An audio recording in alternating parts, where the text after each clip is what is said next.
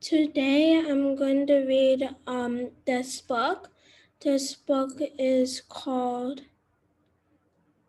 James and the Giant Peach by Roald Dahl, illustrated by Quentin Blake. 1. Until he was 4 years old, James Henry Trotter had a happy life. He lived peacefully with his mother and father in a beautiful house beside the sea.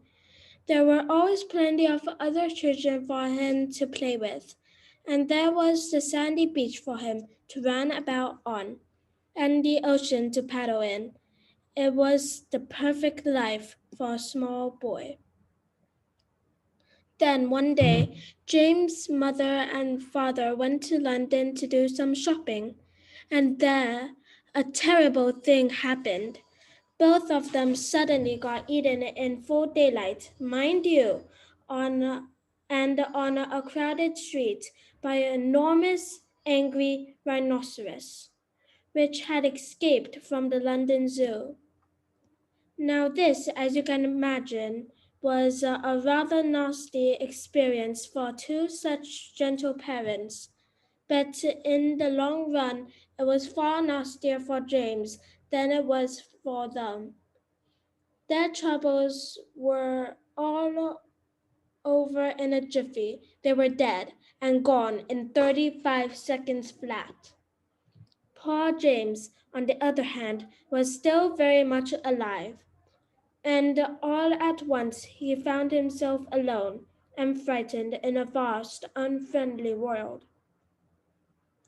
The lovely house by the seaside had to be sold immediately, and the little boy, carrying nothing but a small suitcase containing a pair of pajamas and a toothbrush, was sent away to live with his two aunts.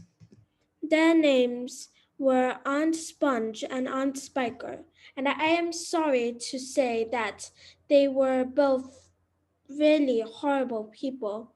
They were selfish and lazy and cruel, and right from the beginning they started to beating poor James for almost no reason at all. They never called him by his real name, but always referred him as "you disgusting little brat," or "you filthy little nuisance," or "you miserable little creature," and they certainly never gave them any toys to play with or any picture books to look at. His room was as bare as a prison cell. They lived, Aunt Sponge, Aunt Spiker, and now James as well, in a queer, ramshackle house on the top of a high hill in the south of England. The hill was so high that from almost anywhere in the garden James could look down and see for miles and miles across a marvelous landscape of woods and fields. And on a very clear day, if he looked in the right direction, he could see a tiny gray dot far away off the horizon, which was the house that he used to live in with his beloved mother and father.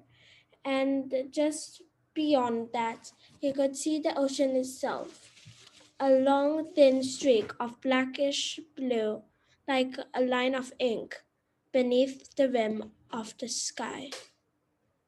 But James was never allowed to go down off the top of the hill.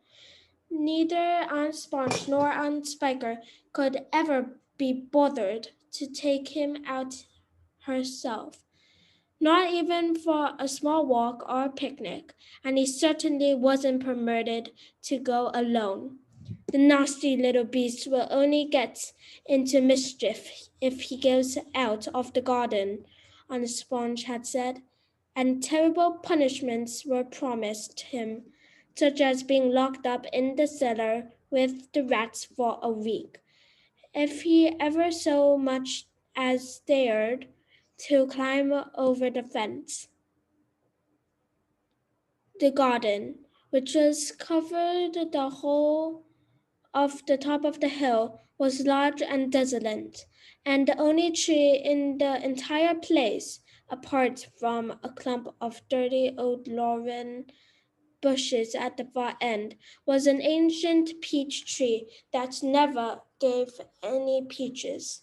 There were no swings, no seesaw, no sandpit, and no other children were ever invited to come up the hill to play with poor James. There wasn't so much as a dog or a cat around to keep him company, and as time went on, he became sadder and sadder, and more lonely.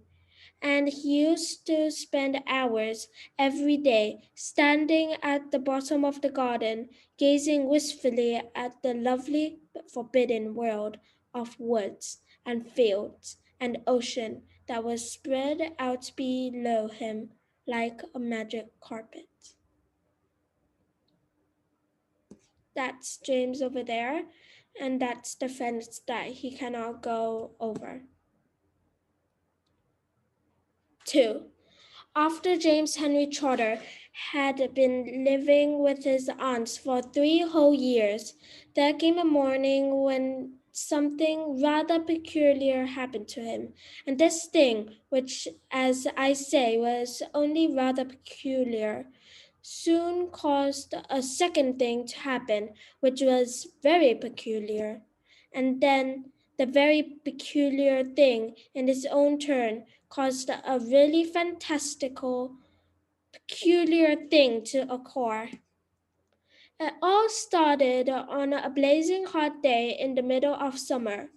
Aunt Sponge, Aunt Spiker, and James were all out in the garden. James had been put to work, as usual. This time he was chopping wood for the kitchen stove. Aunt Sponge and Aunt Spiker were sitting comfortably in deck chairs nearby, sipping tall glasses of fizzy lemonade and watching him to see that he didn't stop work for one moment. Aunt Sponge was enormously fat and rather short. She had small piggy eyes, a sulky mouth, and one of those white flabby faces that looked exactly as though it had been boiled. She was like a great white soggy overboiled cabbage. Aunt Spiker, on the other hand, was lean and tall and bony. She wore steam-rimmed spectacles that fixed on to the end of her nose with a clip. She had a screeching voice and a long, wet, narrow lips, and whenever she got angry or excited, little flecks of spit would come shooting out of her mouth as she talked. And there they sat, these two ghastly hags, sipping their drinks, and every now and again screaming at James to talk faster and faster. They also talked about themselves, each one saying how beautiful she thought she was. Aunt Sponge had a long-handled mirror on her lap, as you can see over there. That's the mirror that Aunt Sponge is holding.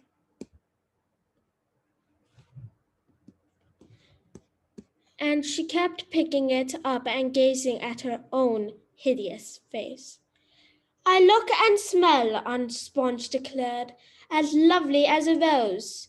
Just feast your eyes upon my face. Observe my shapely nose. Behold my heavenly silky locks. And if I take both my socks, you'll see my dainty toes. But don't forget, Aunt Spiker said, how much your tummy shows. Aunt Sponge went red. Aunt Spiker said, my sweet, you cannot win. Behold my gorgeous curvy shape, my teeth, my charming grin. Oh, beauteous me, how I adore a radiant looks. And please ignore pimple on my chin. My dear trout, Aunt Sponge cried out, you're only bones and skin. Such loveliness as I possess can only truly shine in Hollywood, Aunt Sponge declared. Oh, wouldn't that be fine? I'd capture all the nation's heart. They give me all the leading parts. The stars would all resign. I think you make, Aunt Spiker said, a lovely Frankenstein. Poor James was still slaving away at the chopping block. The heat was terrible. He was sweating all over. His arm was aching. The chopper was a large blunt thing, far too heavy for a small boy to use. And as he worked, James began thinking about all the other children in the world and what they might be doing in this moment. Some would be riding bicycles in their garden. Some would be walking in cool woods and picking bunches of wildflower. And all the little friends whom he used to know would be down by the seaside, playing in the wet sand and splashing around in the water. Great tears began oozing out of James's eyes and rolling down his cheeks. He stopped working and leaned against the chopping block, overwhelmed by his own unhappiness. And I'm going to stop from over here and we'll continue this next time. Thank you for watching my video. If you like this video, please subscribe to my channel and give my video a like. Thank you. Bye.